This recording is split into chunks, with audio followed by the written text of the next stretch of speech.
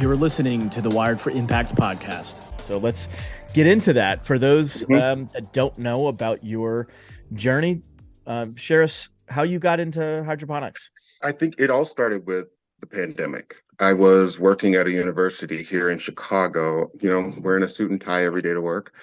The pandemic hit. I worked in operations, and there was nothing for me to direct in the operations. And so they laid us all off. And I'm one of those people that always thinks that everything happens for a reason. So I try to look for the lesson in every situation. And this lesson was I'd been wanting to start my own business and do something. I've worked in hospitality and the food industry for decades, and so I knew I wanted to do something with food. But I'm also, one of those do-gooder type people, so I always have to feel, like it has to mean something. And so I knew I wanted to do something with food. I knew I wanted to do something that impacts the community. And initially, Brad, my partner, and I, we were thinking of doing some sort of food truck idea.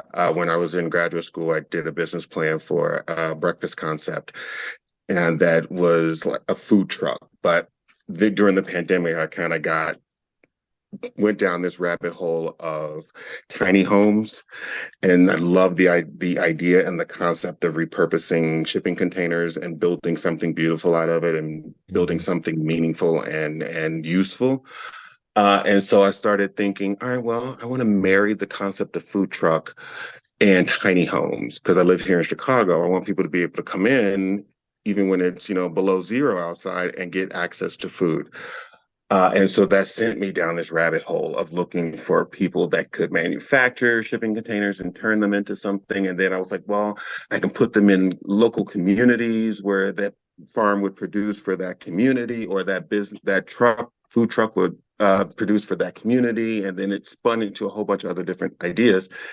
And then I happened upon this company out of Boston called Freight Farms, and they manufacture shipping container farms. And it was, I like to say, it was like the ancestors tapped me on the shoulders and was like, that's it, dude. That's it right there. And so I talked to Brad, and I was like, I think I want to become a farmer.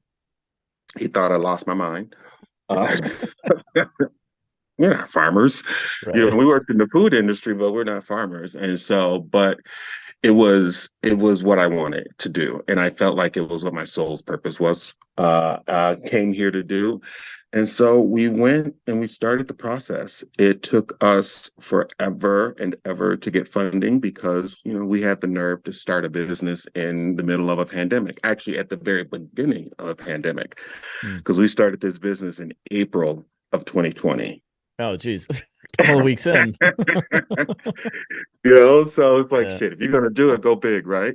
right. So we started this business in April of 2020. And so we went to 25 different banks, told us no when we went to get funding.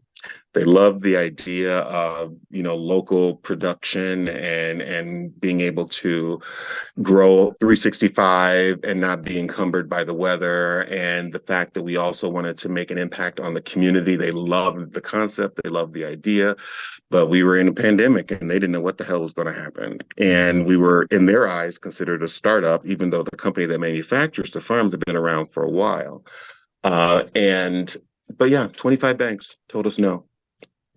They all told us no. We had one bank say yes. And the beauty in how the universe works, because, I always say the universe always spins in my direction. I just need to be ready when it does. The second no that we got reached out to us like 6 months later and was like, I have a colleague that works for another bank. They may be more willing to work with a startup. We really think that you guys got something good going on over there. And he connected us to one of his colleagues at another bank. And that was our one yes. I love the resilience, the entrepreneurial resilience. I grew up in a family of entrepreneurs, and there's so many lessons. Before we get into all the hydroponics and all that, Yeah. I love how you went for it and you found that divine nudge, if you want to call it that, Yeah. and here you are, which is awesome. Yeah. It took 16, 18 months, Mm. that whole Mm. process initially of between when we started and when the farm actually landed. It was about 18 months. So it's a lot of, Isn't it? You were saying how you believe that things happen for a reason. Isn't it interesting how what for many people was maybe the most difficult thing, which is totally understandable. It's not taking anything away from that, but for you, it turned out to be, the right push. Do you think Yeah. that, what is it about that? Why is it that we humans sometimes wait? You had the dream, you had it felt inspired. Like, why do we wait for that? It's just a I thing that think because we get wrapped up in the everyday. And when you get wrapped up in the everyday, you lose sight of the future, I think. And Mhm. and when you lose sight of the future, you lose sight of what's important right now Mhm. because the future doesn't exist. Well, the other thing that's interesting too is your journey, like you were saying, like how difficult was that? My grandmother passed away during this time, and she left me the house that I grew up in Fort Heights. And so I felt an obligation to make sure that I did what I said I was going to do.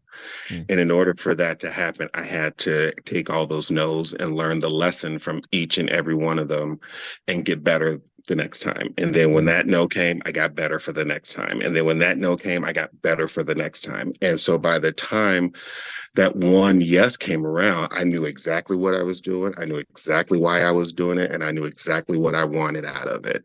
Mm. And it was to impact my community and also to establish generational wealth for my family. And Mm. even if it's not like millions and millions of dollars, it's still something that I worked my ass off for, that I Mhm. then pass down to my kids, and that they can then do whatever they want to do with it if they want to. But I wanted to give them that option. I wanted to create that access, not just for my kids, but for the kids that I grew up around. Mhm. My mom still lives in that community. I have friends that still live in that community. And so that's really what kept me moving. Tell me about your grandmother. Sounds like she was a positive inspiration for you. You don't even know, man. It was this woman. I have a picture of her that every single day I wake up, I come down the stairs, I say good morning to that picture. I say good morning to her. Mm. And every single morning it makes me smile because I would not be who I am if it were not for what she did for me. She raised me and she gave me these little nuggets throughout my life that I live my life by. And one of those things is you get what you want, but you lose what you got. Mm. And what that means is there's a sacrifice to every single thing. Mm. Everything comes with a sacrifice. So you lose what you got, but you get what you want. Mm. And because you can't get what you want and keep the things that you have, because you need to make room for the things that you want. Mm. And another thing she told me that I live by, and this is another thing that really kept me going and not accepting those no's as a definitive answer, is you can live in hell as long as you know that it's temporary. Hmm. Just keep on going. Everything is temporary. And Hmm. as soon as that switch hits, you're like, this is temporary. It changes everything. Mm.